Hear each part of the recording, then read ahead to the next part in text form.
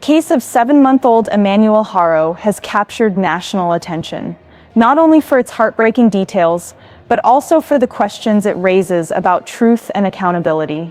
What began as a missing child report has now shifted into a courtroom battle, with both parents entering not guilty pleas. As the investigation continues and new hearings approach, the world is watching closely, waiting for answers, and searching for clarity in a case that has left a community shaken. Before we dive into today's story, kindly subscribe to our Shadow Detective channel if you believe in fighting for justice. Kindly help us reach 100 subscribers, and we believe that with energy and support, we will achieve it. Let's build this community that refuses to stay silent, to stop asking the hardest question of all, but why? Every view, every comment, and every subscriber is a stand against silence and a step toward truth for those who can't fight for themselves.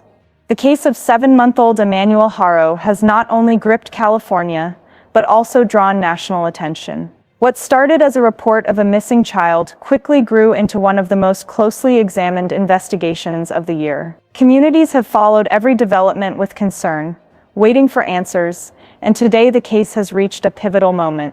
In a Riverside County courtroom, Emmanuel's parents, Rebecca and Jake Haro, stood before a judge and entered their pleas. Both pleaded not guilty to the charges brought against them. The hearing itself was brief, yet its significance cannot be overstated. It marks the beginning of a legal process that will not only determine the future of the accused, but also shed light on what truly happened in the days leading up to Emmanuel's disappearance. The atmosphere inside the courtroom was tense. Reporters filled the seats, capturing every detail, while outside, members of the community gathered, some holding signs, others waiting quietly for news. With attention from across the nation, one question remains at the forefront.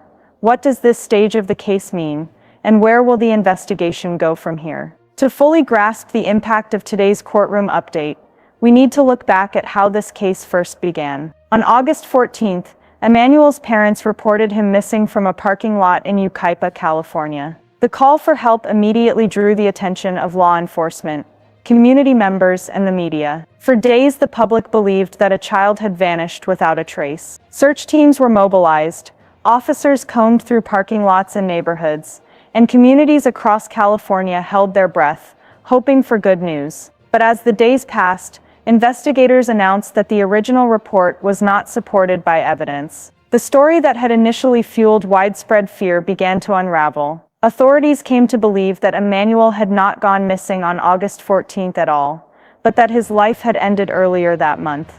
This revelation not only shifted the course of the investigation, it also shocked the community. A case that began as a missing child alert quickly transformed into something much more complex, raising questions about trust, accountability, and how such a tragedy could unfold. It is the combination of heartbreak, unanswered questions, and the seriousness of the charges that has turned Emmanuel's case into a matter of national focus. Across the country, people are watching closely, following each development, and waiting for answers. On September 4th, Emmanuel's parents, Rebecca and Jake Haro, appeared in Riverside County Superior Court for a highly anticipated hearing. Standing before the judge, both entered not guilty pleas to the charges they now face, including murder with malice and filing a false police report.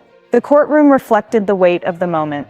Reporters filled the benches, community advocates stood quietly in the back, and every word carried a sense of tension. This was not a verdict and not a conclusion, but an important step in the legal process. By entering their pleas, the defendants formally responded to the charges, setting the stage for the case to move forward. Both parents remain in custody, with bail set at $1 million each. The bail amount underscored how seriously the court views the case, though it does not determine guilt or innocence. For the community, this hearing served as a reminder that the legal system moves in deliberate stages, each one building toward the next. When the gavel came down and the hearing ended, what lingered was not only the words spoken, but the silence that followed. Outside the courthouse, community members gathered, some holding signs, others simply standing in quiet reflection. Inside, as the benches cleared, the tension remained, a reminder that this case is far from finished. Now, with the not guilty pleas officially entered, the focus turns to what comes next. Two important hearings are already on the calendar, and each will play a critical role in shaping the path ahead. On September 16th, a felony settlement conference will be held. This is a routine part of the process, where attorneys and the judge review the case, discuss the evidence, and determine whether there is any possibility of resolving the matter before trial. While it is unlikely to bring final answers, it is a key step that shapes how the case will proceed. Then on September 17th, the focus moves to the preliminary hearing. This hearing is especially significant because it allows the court to review the evidence and decide whether the case has enough weight to move forward to a full trial. These hearings may sound procedural, but they are critical. They determine how quickly the case advances, what evidence is presented, and whether the community will eventually hear the full story inside a courtroom. As one legal observer explained, entering a plea is only the beginning. What comes next will set the pace and direction of the entire case. Each hearing is another step toward accountability, and another opportunity for the truth to come closer to the surface. Even as the courtroom proceedings move forward, one of the most painful questions remains unanswered. Where is Emmanuel? Authorities have stated that they have a strong idea of where his remains may be. Yet, despite extensive searches, nothing has been located so far. For the community and for those following the case across the country, this absence has become one of the most difficult parts of the story. Without recovery, closure feels out of reach. Investigators have emphasized that the search is not over. Teams continue to review evidence, analyze leads, and return to areas of interest. The commitment remains firm to find Emmanuel and to bring resolution to a case that has left so many questions open. It is this ongoing search that keeps the case at the center of public attention. Court hearings may bring procedure and process, but the search for Emmanuel brings the human side of this tragedy into focus. Until answers are found, the effort to locate him will continue. The Emmanuel Haro case has not only gripped the courtroom, it has reached into homes, schools, and neighborhoods across California and beyond.